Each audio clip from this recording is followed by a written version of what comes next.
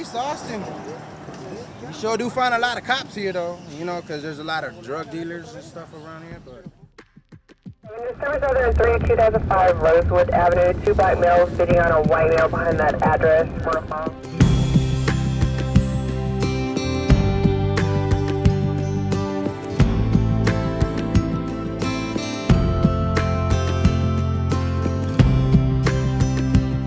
I've been in and out of prison, but look at me now. Yeah, I'm still living in the east side, but I got kids. I gotta work. I have my own car. Central East Austin is broken down into 10 districts, and each officer is assigned a district. To promote community policing, the officers are required to go talk to the businesses, get to know the businesses, get to know the neighbors, you know, get an idea of who's who around the neighborhoods. And one of the things that we implemented also is a fixed shifts, where the officers that work days stay on day shift, and there's officers that work evenings and nights. So the people in the community know that this officer is always going to be there during the nighttime, and they know him by name, and they've seen him around, and they get to know him. What I'm showing you right now is an area where we had a meeting this morning with some neighborhood folks, and what their main concern was these empty lots here, where if you go down certain areas, you'll see little pockets where the transits are hanging out, and right now it's causing a problem. Like these bums, that's what makes it look bad over here. Anywhere really. You have bums north side, west side, south side. You have the bums. The cops need to be more understanding. Everybody here not on crack. I'm not on crack. He not on. So when you look at a lot like that, and you see some people hanging out or conducting some suspicious activity, it's not only per se a police problem, it's a community problem, and it involves, you know, the health department coming out here cleaning up, the property owner taking more of a responsibility for his property. It involves the police coming out here and taking care of business. It involves a lot of things. It's not just a police problem. It's everybody's problem. But if we drink beer out here, it's not right. If the law gets us, takes us to jail for PI, for this and that, for drinking at the bus stop. Because we're homeless, where else are we going to drink? This is our home. Yeah. Like you go So home, where the drink your hell beer. else are we going to drink? I used to drink. I used to party. But like I was talking to one last night here in the east side. Oh, because I live, and I got problems. I got more problems than you do. But I still got my vehicle. You know, I'm still working. But right now I got laid off. But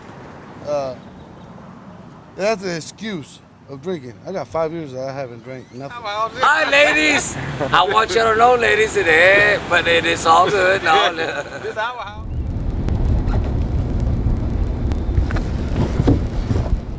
When you have an empty lot that looks something like this and it's taken care of, and you got a pretty much visual neighborhood, that they're going to report some things that are going to be suspicious.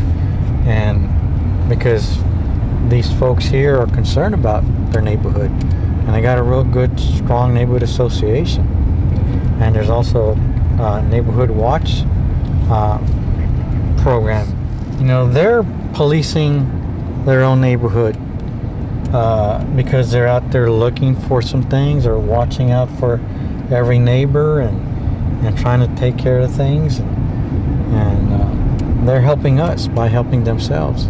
This neighborhood association is one of the models in East Austin that they have really developed.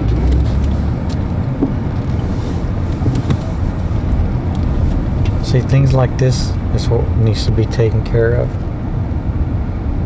And you got people like that.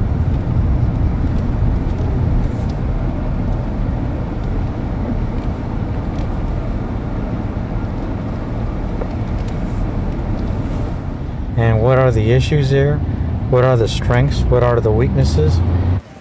You know, since '92, I see it, you know, the killing rate has slowed down here. You know, and that's one thing.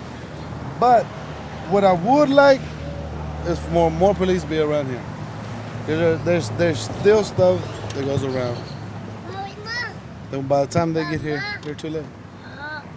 That's the only. Even cops are scared to come over on this side. And if they come by like 10 or 15 of them. But by the time somebody's dead right there, that's it.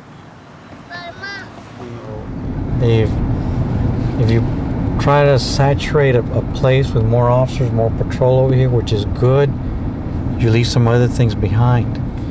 You pull off officers from there, and naturally you're going to have some stuff eventually building up over there. So if I were to point something out, I would probably definitely have more officers out here and have a walking beat, because that's one of the things, you know, some folks in East Austin have kind of have asked for some time, and if they feel like a walking beat should be implemented, you know, I would say if we have the manpower, let's go ahead and do it. But we don't have the manpower. Would it make a difference? I would think so. What do you think causes maybe some of the lack of trust that some people have for the police, though?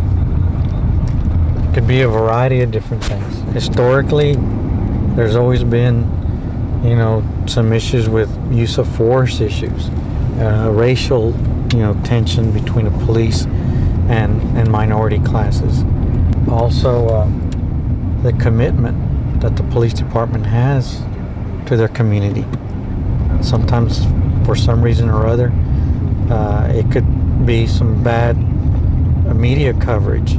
We're human beings. We make mistakes, sometimes very serious mistakes like that, and it's going to cost us. And it costs, you know, the whole department, you know, the whole country, you know, shame that things like that still exist. The bottom line is when they start seeing results that, you know, you say you're going to do something and you commit to it, that's when the trust starts building up. They start feeling more like they're being listened to, and they're going to make a better effort to try to work with us because they see that we're trying, and in return they feel like they want to try to and have overall just better working relations with one another.